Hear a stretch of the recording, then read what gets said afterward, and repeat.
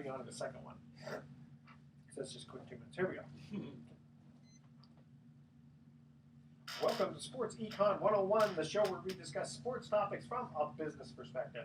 I'm your host, Edward Brown, along with my co-host, Bruce McGowan, longtime sports radio personality. Today's show is going to be very interesting. We are going to be welcoming back David Vogelstein, who is a criminal attorney, 20 years high school mock trial coach, national champion. And what are we going to talk about? We're going to talk about when coaches do bad things. And there are a few of them that have done some very bad things, especially recently. Yeah, but not him, because he just coaches the mock Oh, you're talking trial. about David? Oh, David's a good Yeah, guy. David's a good guy. David's a sweetheart. He's a sweetheart, and he's going to come Not on. according to my kids. Yeah. Oh, there he is. Yeah, He's in the studio with us on the mic. All right. All right, now at each commercial break, we're going to ask a trivia question, sports trivia question, and we're going to give a vacation to the first 3 emails with the correct answer. And the vacations are not sponsored by the radio station, but by Lighthouse Resort and Marina, which is located about 1 hour northeast of San Francisco. And the vacations are free. Their only request is a $75 cleaning fee to cover the housekeeping expenses.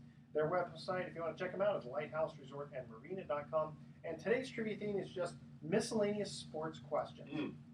So it could be any kind of sport. Just throw it out there. It could be tiddlywinks, could be curling. Is tiddlywinks a sport?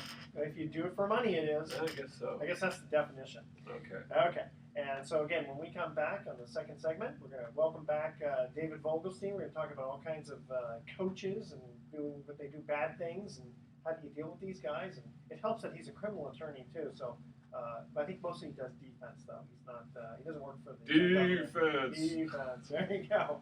All right. This segment of Sports Econ 101 is sponsored by Pacific Private Money, providing mortgage investments that are currently yielding over 8%. In fact, they just came out with their newsletter, and they're paying 8.25%. As long as they're not having anything to do with Greece. No. It's all San Francisco Bay Area real estate. Yeah, nice and conservative. There you go. But less than 60% loan to value is the average in the portfolio. There you go. I love going to the Greek islands, but stay away from Greece right now. Yeah. As far as investments. Of course, the euro is only at about $1.10, so that's pretty good. All right, stay with us. You're listening to Sports Econ 101. We will be right back. I guess that stock market took a big hit yesterday, didn't it? Because of the impending It's been crisis. taking a hit, Yeah. 40, 50 points every day, but Yeah. it's kind of minor when you Yeah. consider the potential repercussions, which means that the market, once Greece stabilizes, which means property values go down, the oligarchs come in and they buy the shit out of that real estate, the market's going to go back Is up. it a simplistic way of looking at this to say, and again, this is what I've been Remember, you reading, can't say shit. that the oligarchs Well, yeah. the oligarchs in Greece basically took a lot of their assets and offshored them so that they weren't recirculating in the system, and that's kind of what helped precipitate this crisis. Right, but it also is what capitalists do. Right. They get out of the market so they can buy low. Yeah. Yeah, baby. Yeah. So go buy your Greek island for Yeah, $9.95. that's right. Yeah. Mm. Listen, we're going to be going to Europe next week, and Stay away from Greece. well, the thing is, the ship. Actually, though, I shouldn't say that, because Greece is probably perfectly safe. I just with the immigrant problems they've had in Italy, I guess Italy and Greece are having a terrible time with the North African immigrant problems because there's so many of these boats that are coming in. Well, and unfortunately, we're going to be in. We're in the same. Italy too.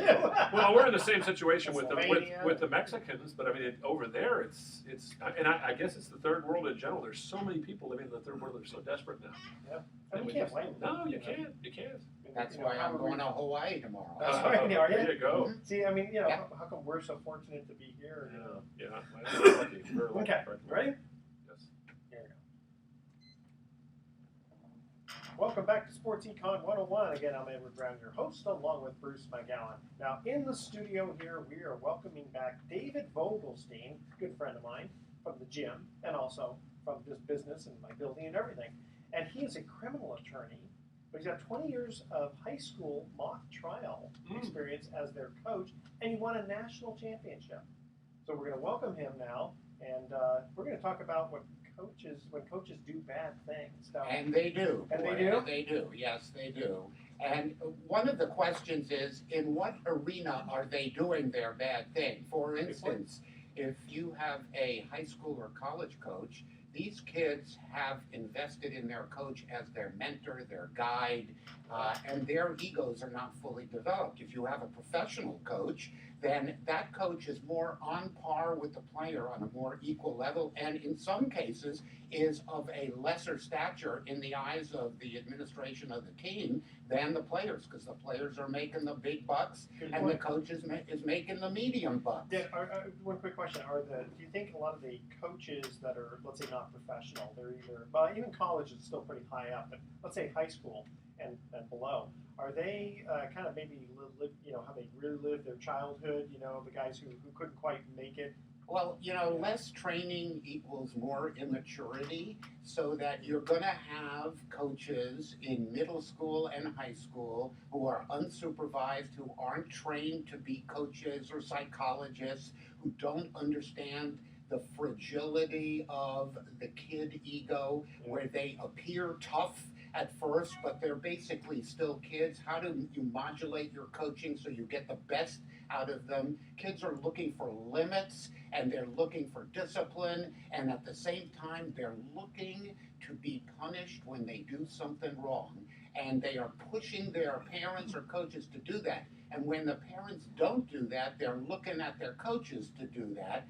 And the coaches have to understand that punishment does not equal physicality. Yeah. We've seen that recently, where coaches are throwing stuff at their players in college. Yeah, you talk about this guy, Mike Rice, the basketball coach at Rutgers, who was featured on ESPN, throwing basketballs at his players, shoving the players, calling them, just every name in the book. And of course, the video got out, and he lost his job, and I guess he's still trying to get back into it now. Well, I think that's the name of the game.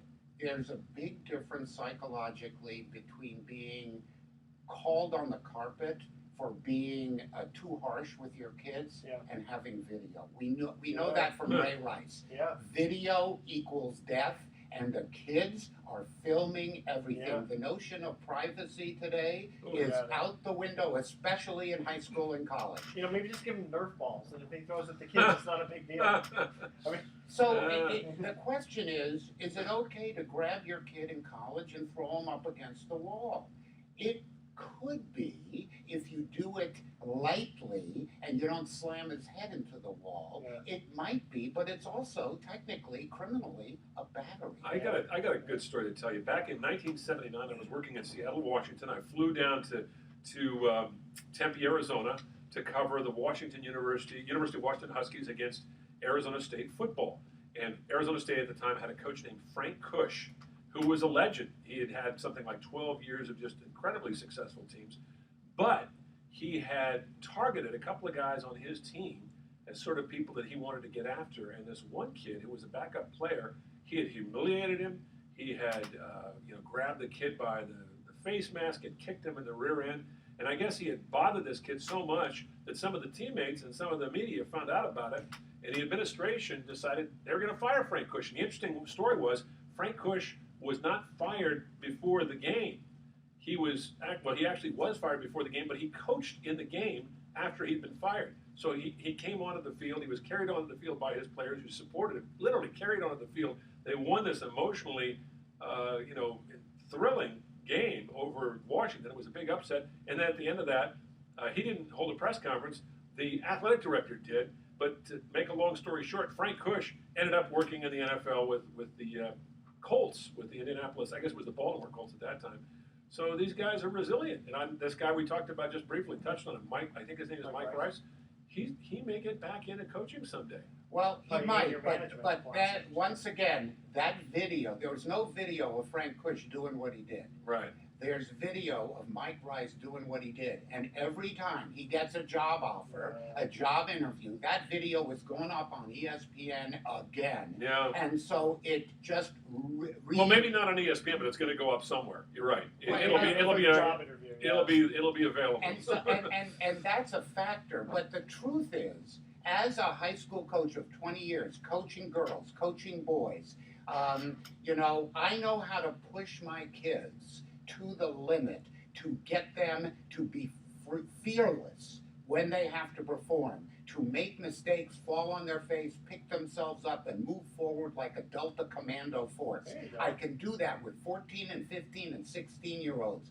But what it takes is individuation of coaching and a lot of love. The coach has to communicate love before they communicate discipline. That's when that discipline is taken by the kids and turned into action. They don't want to disappoint you, is one part Right. of it. Yeah.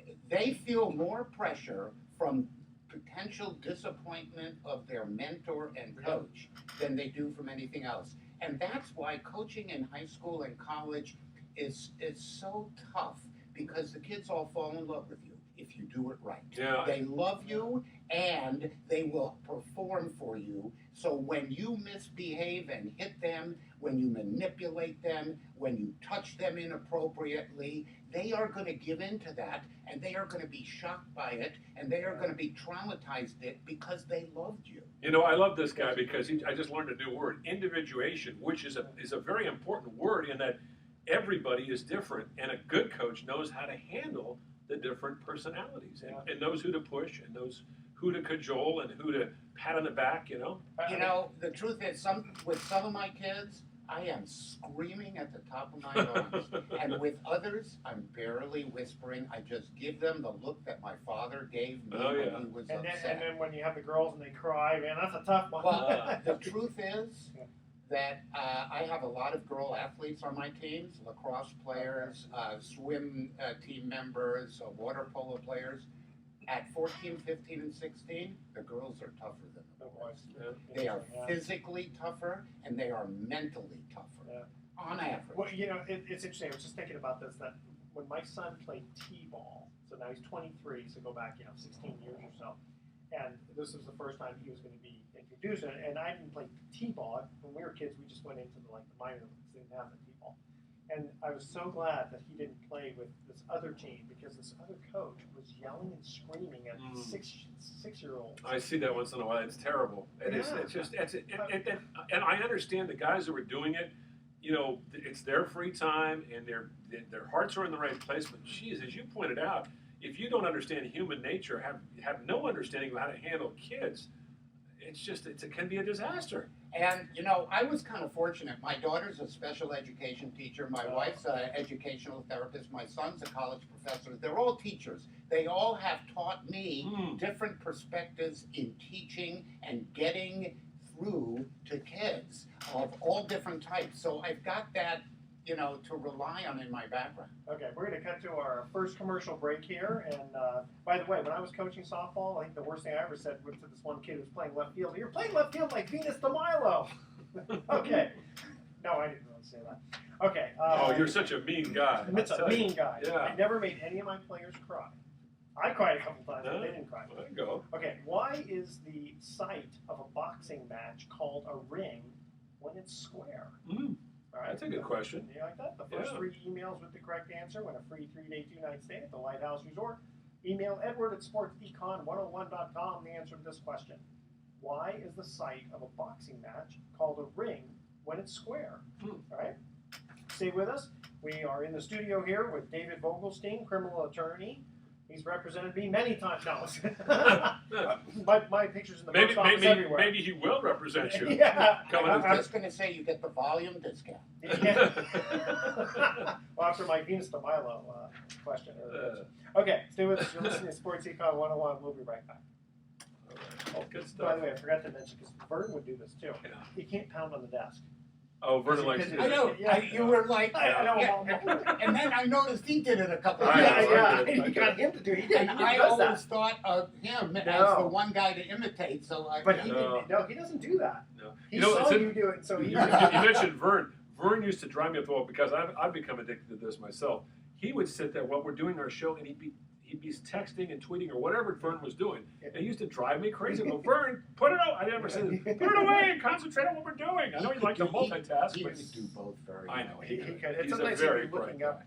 He's very talented. Yeah. No, So he's sometimes he'd good. look up stuff for the show, but a lot of times he was. No, but Vernon is a very talented guy. You know, the thing I love about Vernon the most is that he's got such a great outlook on everything. It's like he's always happy. I think his kid went to TAM where I Yeah. coach. Yeah, Yeah, he he does. does. He actually has. He I still think does. he's got one kid at TAM, maybe 2 kids at TAM, and 1 kid who's still in middle school. Middle school, Exactly. right. Yeah. He's got 3 kids I and a know. wife who doesn't work. So he's bringing home the bacon, and she wants to have to car all the time. He's just being run ragged. But he's like a little Energizer bunny. You know? Right, and he's got such, like you said, a good attitude, Oh, he's smiling all the time. Where he's got the happy gene. Yeah, Yeah, And some of that's us are born important. with a happy gene. that's important. It's very important. It's All how right. you survive and have a long and happy Exactly. life. Okay, great. Yeah. All right, here we go. Welcome back to Sports Econ 101. Edward Brown here, along with Bruce McGowan. I'm having too much fun here with David. This is great stuff. Well, we've had David on before. Yes, I remember. And we one of the things we talked about was I think we talked about boxing one time and just the idea of if it was morally correct. Mm, Remember that? I do. So I for do. the audience, you'll have to go to Sports Econ I 101. gotta confess, I was watching ESPN Classic Fights. I was watching Mike Tyson and Buster Oh, Buster, Douglas. yeah. Oh, That yeah. classic, incredible fight. Buster Douglas was a 42-1 underdog. And he won that fight, And he right? won that Yeah. fight. Yeah, knocked him out. I think Mike Tyson he just wasn't he wasn't Mike Tyson. And for some reason, you can watch him box. You go, that's He not was Mike Tyson. he wasn't the same after that. I mean, Yeah. he still had some good But fights. even before that, I mean, it's like if you watch him in that fight, you go, well, where was he? Well, it happens, even the great ones. I mean, Muhammad Ali had his moments, you know. I mean, Okay. I guess Rocky Marciano never lost a fight, but that's No, that's true. but he got killed in the plane crash, so then he became even more famous.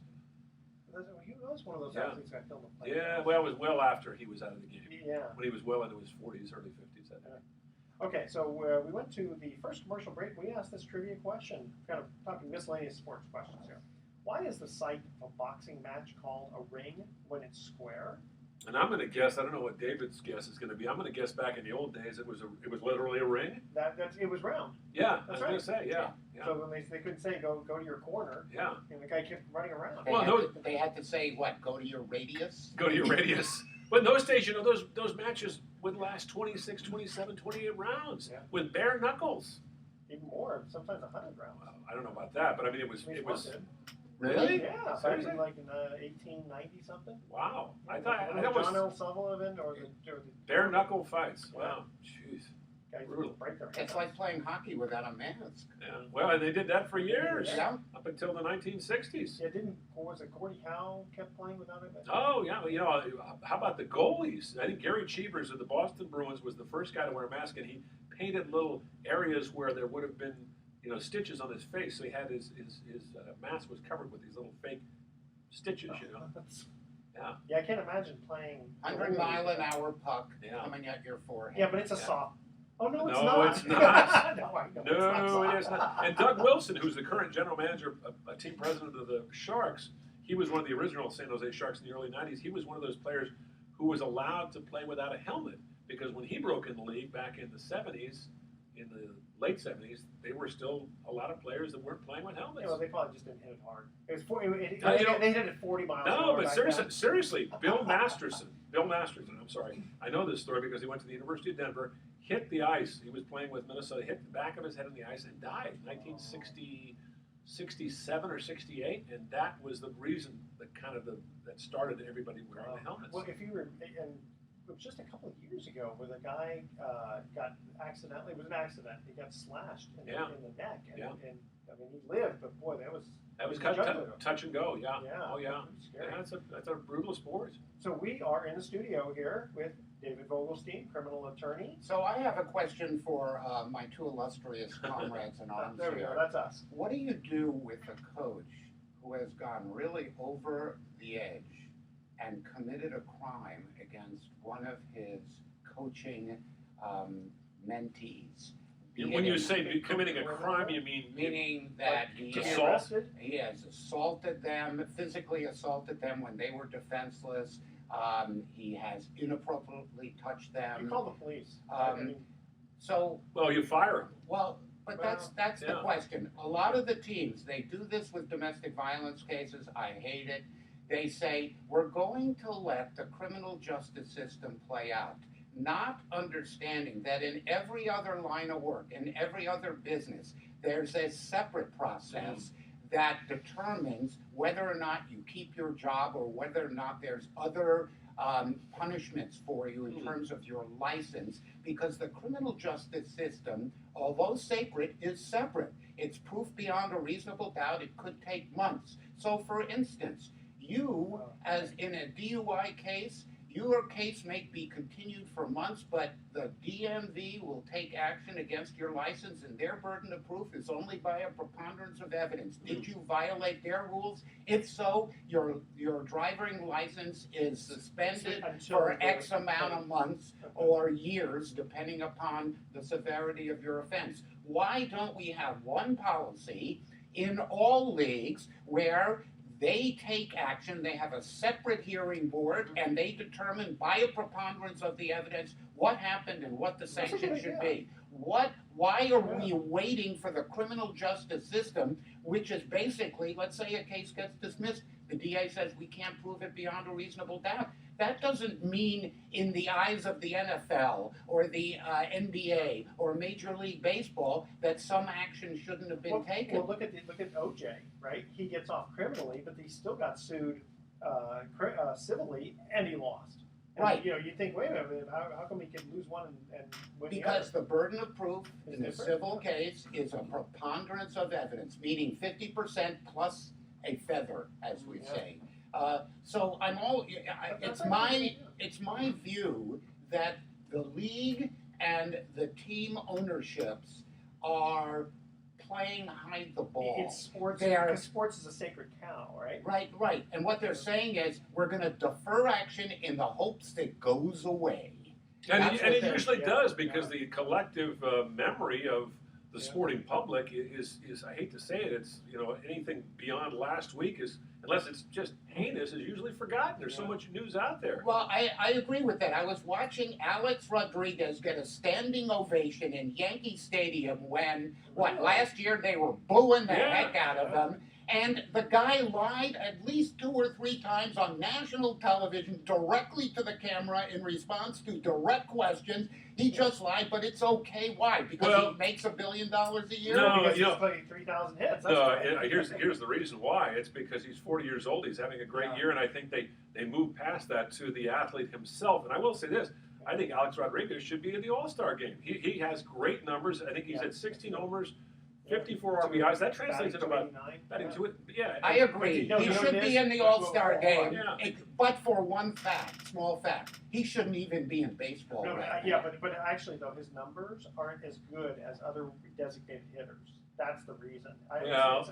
That's arguable. I saw last night. I was watching a little television, and they were talking about the different guys that were being considered. Here's something that we should point out too. If you take Alex Rodriguez out, who is a poster boy, you gotta remove a lot of other guys that are still playing today and may still be doing PEDs. It's not as blatant as it used to be, but there are so many ways of getting around. He had his chance to come clean on several occasions, and he chose to take the devil's path.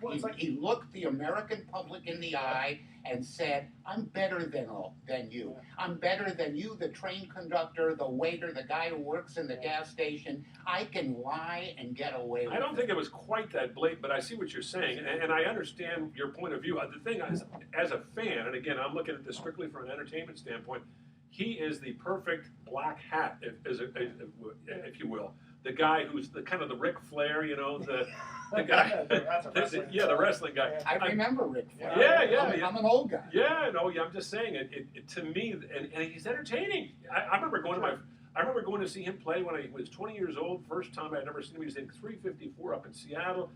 Couple of base hits, knocked in a couple runs, made some great plays at shortstop. The guy's 40 years old and he's still doing it after being out of the game for a year and a half. Now that, to me... steroids will do that too. No, but he's not doing steroids anymore. Right, but if chances are 40 years old minus 10 years because you did steroids for 20, you take 10 years off, he's really only 30 years old. We just don't know. I mean, look, his face isn't even sagging. That's the thing. We don't really know, and again, I don't want to get off on a tangent about this, but we really don't know what kind of effects the steroids have on each individual. It depends on how much you're taking, what quality there is, what kind of physical makeup your body has, or the reaction to Yeah, I mean, let's put it this way. If I did steroids, I still wouldn't hit 16 home runs, right? Well, look at Barry I might Bonds. hit 14, but I wouldn't hit Barry 16. Bonds was doing, PEDs, and he'd probably get 1 or 2 pitches to hit a game, but he was on usually those pitches. And I know steroids probably made him stronger, allowed him to come back faster, but you still got to hit that ball. Did it make his eyesight that much better? I don't know. Maybe it did. I don't know. As somebody who coaches kids, the notion that you're lying and getting $250 million just doesn't fit. But I hate to say I don't mind the PEDs. I'm playing devil's Just don't advocate lie again about here. it. That's the American way. I mean, there are so many people that do that. Not the majority, but there No, are I guess what you in mean all is you in all should walks have of admitted life. it, though. Don't So lie. one of the Don't lie. slogans of our team is "Speak the truth." Yeah. And when I show the video of Alex Rodriguez to my mock trial kids and say a real lawyer gets in the courtroom and speaks the truth because the truth is a weapon. And in the truth courtroom. shall set you free. But Is that really true though? I mean, Yes. lawyers get a bad rap, and some of them probably deserve it. But you think most lawyers actually do speak the truth? I think you got to separate out the criminal lawyers, the Right. prosecutors, and the defense attorneys Okay. who live in court every day with each other Gotcha. and with the That's good. judges, True. from the civil lawyers who appear sporadically Right. in court. Okay. And if you look at the criminal bench, they will tell you usually the most ethical and honest lawyers are the prosecutors and defense attorneys who have to appear in front of them because their livelihood is made with one word: trust. There you go. Okay, we're gonna cut to the second commercial break here. We're having too much fun here. Yeah. Of course, you get Pete Rose, man, and he's lying about baseball betting again. That's probably done. Get into that next. Okay, we're Yeah. And he ain't playing. Okay, Yeah, yeah. What sport besides football did famed fullback? God, that's a hard one here. Football. Tongue twister. Yeah, let's try this again. What sport besides football did famed fullback Jim Brown compete and excel in while attending Syracuse University in the 1950s? I'm not going to repeat that; it's too hard to do. I got that All one right. for you. Okay, you got the answer? Oh yeah. Good I for do. you. Okay, Yeah. stay with us. You're listening to Sports Econ 101. We'll be right back. He was mentioning lacrosse. That's There the you go. sport. Yeah. Very good. That's it. Yeah. I One of was the- thinking swimming a la Joe Frazier. Oh, jeez, yeah. I Do you remember that? I remember On that. Wide World Oh, of that Sports? poor guy. Remember they used to, what did they call it? The Superstars competition? Yeah. Wait, I remember. what do you- Superstar. You Joe remember Frazier Superstar had show? no body fat. When he jumped in the pool to swim, he sank to the He's bottom. like, yeah. Well, he hardly ever done any swimming. No, Superstars was a great little kind of a I showcase. loved that. Yeah, it was really interesting. Yeah. You'd find out who the real athletes were. Right. Yeah. Do you remember the celebrity ones with? So the other fight I saw on ESPN Classic was Sugar Ray Leonard versus Roberto Duran. Oh, yeah, 1 and of 2. course. Yeah. Holy mackerel! Yeah. And then they did a 30-on-30 film Uh-huh. showing Sugar Ray Leonard's trek to Panama to visit him to find out why no mas. What was the reason? So Roberto, 20, 30 years later, was still into my stomach hurt me, blah, blah, blah. But yeah, I get it. Your stomach hurt you because Leonard was getting pounding on it. It's interesting you mentioned Hawaii. I was on Molokai, and I don't know how I found out about this because I was as isolated as I could be when that fight went on between Douglas and Tyson. And I remember hearing the news somewhere. Maybe it was on the radio station in the car when I was driving to go for a hike or go to the beach. And I'm listening to what? Are you kidding me? Buster Douglas beat Mike Tyson? He was broke. His wife left him, and his mother had died like 2 weeks before. You're talking about Buster? Buster, Oh, yeah, wow. yeah. And he was And he just had to win that fight. yeah, he was desperate. Yeah. Wow. So The only one who won. Yeah. Sugar Ray Leonard said, not when after that first Duran fight, he said, now I understood what Ali meant when he said fighting Joe Frazier was the closest to death Yeah. I've ever felt. Yeah. Oh, he was on what he called soups for a week. He could not swallow solid food for a week. And Frazier said he was so beat up after that he thought he was going to die. Right, both of them. Yeah. Yeah. They just beat each other. Yeah, the relationship between the two of them that matured over the Yeah. years was incredible. Yeah. That respect that was going on. Well, they never hated each other. I mean, it wasn't that kind I think You know- Frazier was very resentful though, because Ali used to demean him in public. Right, Ali demeaned him, but also Ali stole Frazier's title. Yeah. Frazier was the boxer of Yeah. that era, but Yeah. for Yeah. Ali. Yeah, that's right. I was a Frazier fan. I never liked Ali. Ali was my hero. I have a Yeah. huge poster of him in my house. I hated Ali when he was Cassius Clay. I liked him when he was Muhammad Ali because I loved the fact that he stood up to the United States and says, Me I'm not going to Vietnam. I Right. thought that took guts. Yeah. You know, that took real guts That to do took it. real guts. To throw everything away on principle. That's, Yeah. Yeah. And then be upheld by the United States Supreme Court. Yeah. Yeah. Good guy. Okay. Good man. All right, here we go, guys. Let you answer the question here. All right, here we go. Welcome back to Sports Econ 101. I'm Edward Brown, your host, along with Bruce McGowan. Here's the second trivia question. What sport besides football did famed fullback Jim Brown, I did it without punching my words, compete and excel in while attending Syracuse University in the 1950s? Well, he was a great lacrosse player. Yeah, I didn't know they had lacrosse back Oh, then. yeah. I thought that was a French sport. You know, lacrosse actually is a Native American sport that was started, that actually was played initially in South and Central America and migrated its way up here. And in the old days, and I'm saying the old days, going back into the 19th and 18th century, they would play games that would last for days, and the losers would be put into slavery or have their heads cut off. Wow. Yeah. Wow, for lacrosse, Yeah, that yeah. was almost like Well, lasted that days. wasn't quite like the kind of lacrosse that's played today. It was more, it was a little bit more complex. But yeah, no, seriously. And thus spake the professor of history and sociology sitting to my left. Yes. Yeah, exactly. So Self-appointed. that voice you're listening to is David Vogelstein, criminal attorney, talking about when coaches do bad things. And it's funny. For some reason, the first thing I remember is when Woody Hayes tackled the opposite. Charlie Bauman. Yeah. Well, his own player. He hit his guy in the throat. I remember. Was he on the other team actually? Charlie Bauman. Yeah, He horse collared him on the sideline. That falls under the category of inadvertent, childish, infantile behavior. It's like reverting back to infancy where you just are not thinking and you're watching your team play and you do something really stupid because you're so invested in the game. Now, something like that, could he have been held criminally with battery? Not then. Now, yes. Yes. Interesting. Interesting about Billy Martin. Billy was always smart. Well, I don't think he's smart. He was self-destructive, but he would have his problems would not be on the field. He would get into fights after the game in the bar or out on the street. I remember. Was he kind of a little scrappy guy? He was a tough guy from Berkeley. And quite frankly, that's an open invitation to the public to take their shot at him. Because if you win the fight, you go on TV and you beat Billy Martin in a bar fight. Well, and if you lose the fight, you sue him in civil court. Billy Martin broke Dave Boswell, one of his pitchers' jaws. I mean, he literally broke the guy's jaw in a street fight. And all the fights you heard about with Billy Martin, that was probably only 1/10 of the number of fights he would get into.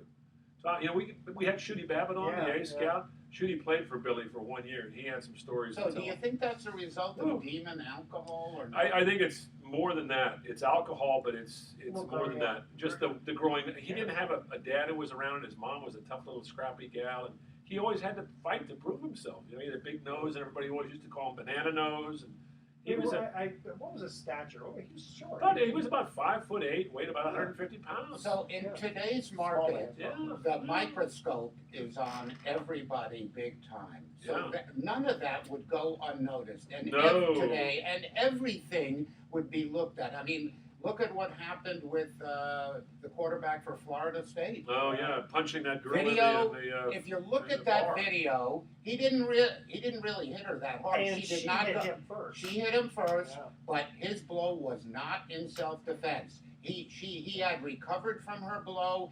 That was what we call a retaliatory blow, not a self-defense blow. Sure. He wasn't trying to defend himself at that moment. Yeah. He wasn't in fear of being attacked. Now, his lawyer might portray it as something different. I think they're already trying to do some damage control, talking about what was underneath the camera, that she was trying to kick him, and all the rest of that stuff. But take a step back and look at the microscope that the kid is under. That bar fight would be talked about, if at all, and 20, 30 years ago. Now, everything you do as a player or a coach, you have to assume if you're walking out of your house, it's being videoed. Well, that's why also being these guys who are doing stupid things on Twitter and Facebook and all that, everything is seen. So you're not allowed to have a retaliatory punch.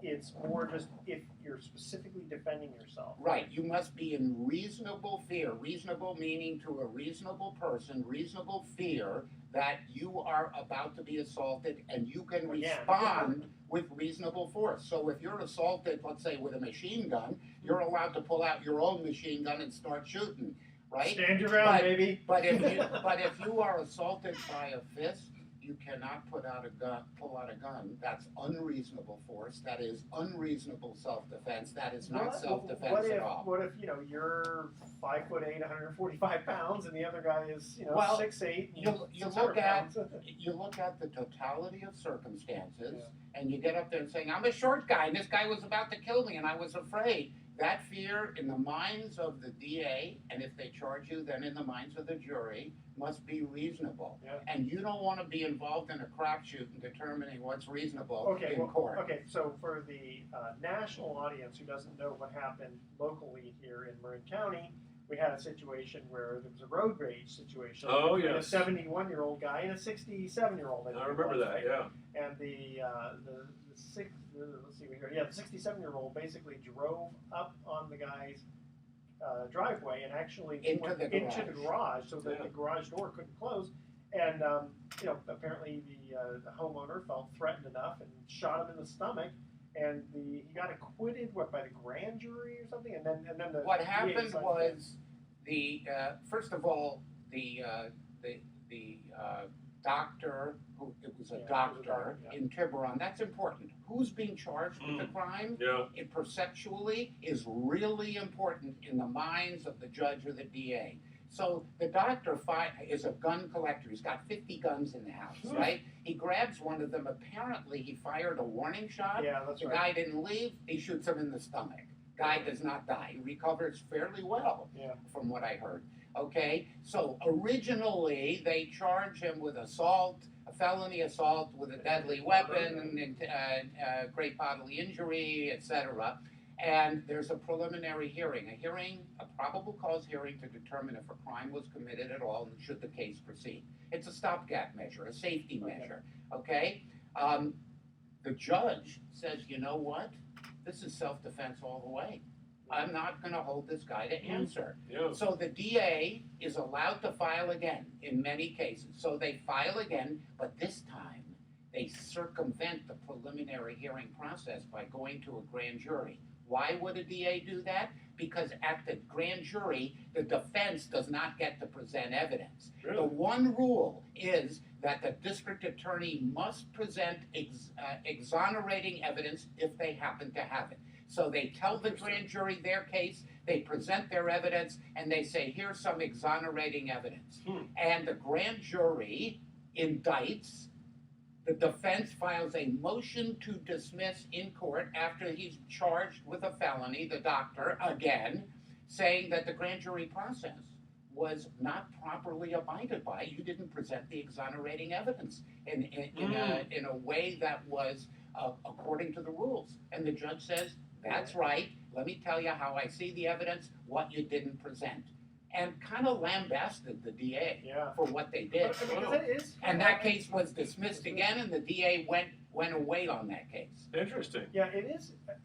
On a situation like that, you kind of wonder. It seems like if you don't have the ability to make a defense for the grand jury, you're kind of getting hometown there, sort of. Well, the old saying, you can indict a ham sandwich? That's exactly the point. The DA goes to the grand jury to avoid the preliminary hearing. Now, Marin County DAs are pretty good. Yeah. They don't go to the grand jury a whole lot.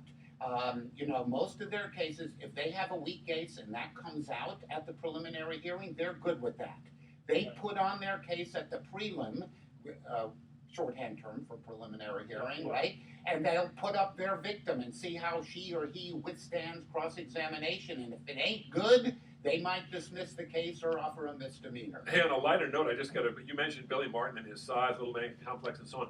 If you're a little guy, sometimes you are at a much greater advantage in a fight for the simple reason that the bigger guy has a lot more area that you can hit. Little guy. Seriously. Because they are the hardest. But ball. no, it's just like football. Yeah. You're closer to the ground. You can tackle his legs. That's right. That's I right. mean, yeah, Look the at little look guy. at look at Frank Gore, 5'10" maybe, and that guy just was a little jitterbug. You get right through. Look at Calvin. Remember Calvin Murray, the guy who used to play with the Houston Rockets, little 5'8" guy out of I think Niagara University. He got into a fight once with a guy 6'8" and beat the living you know what out of that guy because that guy had a lot more area to grab and hit. That's because he kept hitting him in the shins. Yeah, well, he had him. I tell you, that guy was not. It was not only humiliating, but it was interesting to watch because I was at that game and he just beat the crap out of him. So when I was a little kid, Pardon my French. my father taught me how to box, and he used to tell me that the little guys were the toughest guys Oh, to yeah. fight because you kept having to peek over your gloves, and then you got whopped in the Yeah. nose. That's right. Well, I could see that if you're, Yeah. if you're really small, it'd be kind of hard to box. Well, have you ever gone up? Have you ever noticed how little dogs are the most aggressive? Because they have to be. It's a matter of survival. Yeah, look at little Chihuahuas. They're pound for pound. They're the toughest guys out there. I love chihuahuas. They're Yeah. sweet. They Yappy dogs, like rats with, like big rats. Yeah, well, they're great I've little. grown to love them. Yeah, they do have very distinctive personalities. Yes.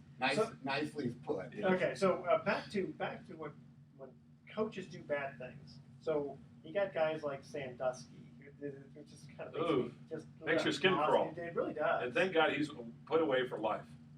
Yeah, it's sad that it has. So I have done cases like that. I continue to do cases like that. People ask me, why do you represent these horrible people accused of these horrible crimes?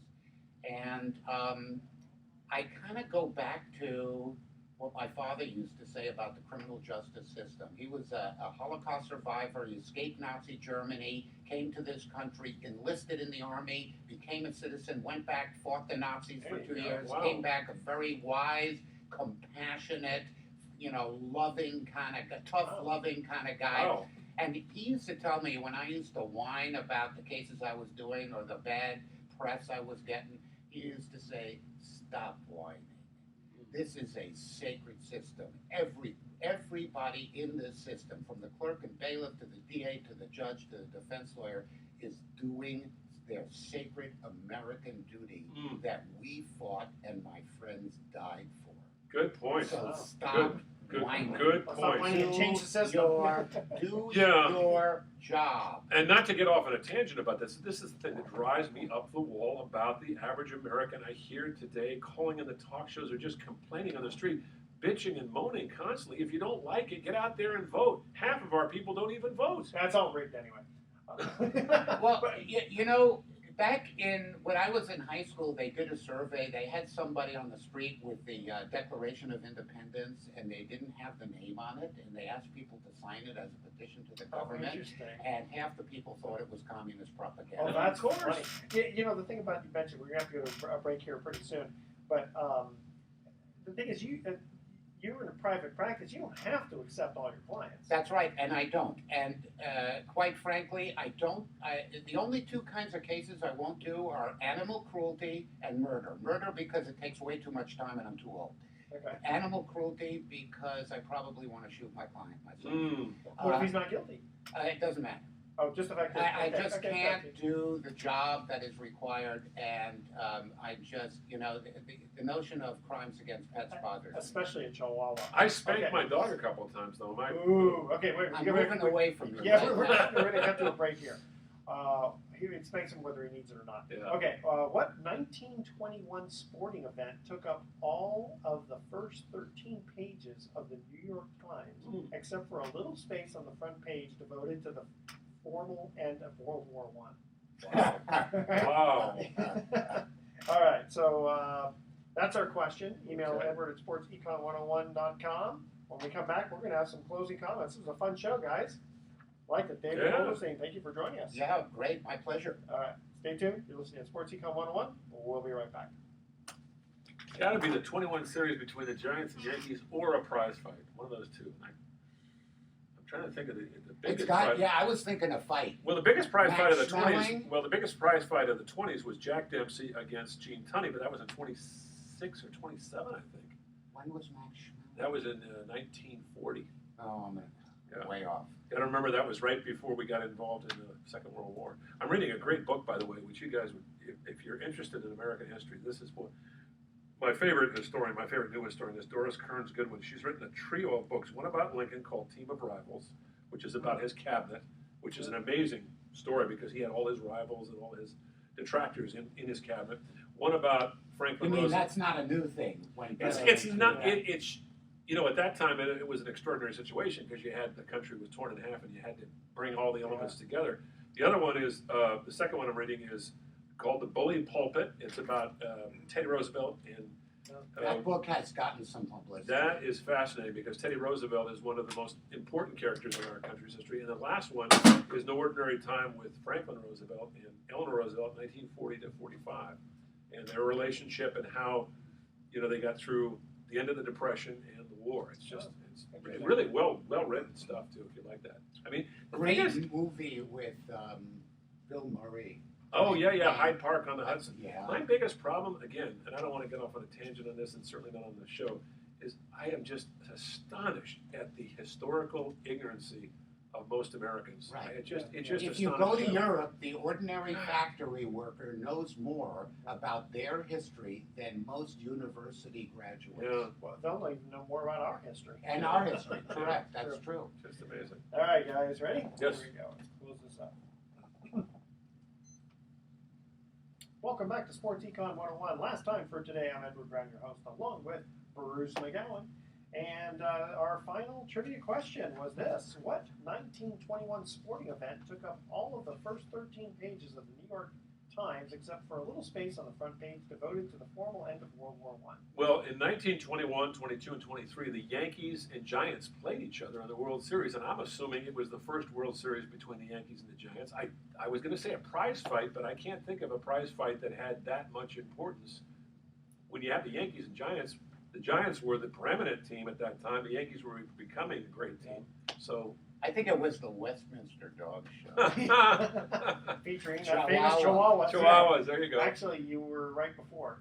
July 2nd heavyweight championship bout between Jack Dempsey and George Carpenter. George Carpenter, I'd forgotten about the that. first fight to gross over $1 million in gate Wow. receipts, and Dempsey won in a fourth round knockout. And Dempsey was around a long time. When I was a kid, you know, you and I, David, are about the same age. I'm assuming you were born in the 50s, right? I was born barely. Okay, so we're very close in age. Jack Dempsey was still alive and still pretty sharp. I remember seeing him, you know, talking on No national. concussions? Well, he might have, but you know, I think he got out of the game at an early, you know, relatively early age and And relatively unscathed. boxing was a sweet sport that was well respected and Yeah. well recognized and known as the sweet science. You know? Yeah. All right, David Vogelstein, criminal attorney, thanks for joining us today. We'll have to have you on again. We'll talk about chihuahuas and other things. Okay, here's our thoughts for the day. Paul Coffey, I'm not sure who he was, said, "Nobody's a natural. You work hard to get good, and then you work to get better. It's hard to stay on top." And Bill Veck, remember him? Sure. He said, "Baseball is almost the only orderly thing in a very unorderly world. If you get 3 strikes, even the best lawyer in the world can't get you off." I love that. He was And so right. I admit to that. All right. Tune in next week to Sports Econ 101. We're going to be discussing sports topics from a business perspective, giving away more free vacations for answering sports trivia questions. Thanks for listening. On behalf of our team, I'm your host, Edward Brown. We'll see you next week. Good night, America. Good night. All right. Good. Great show. Great Good show. go. Good job. All right. Very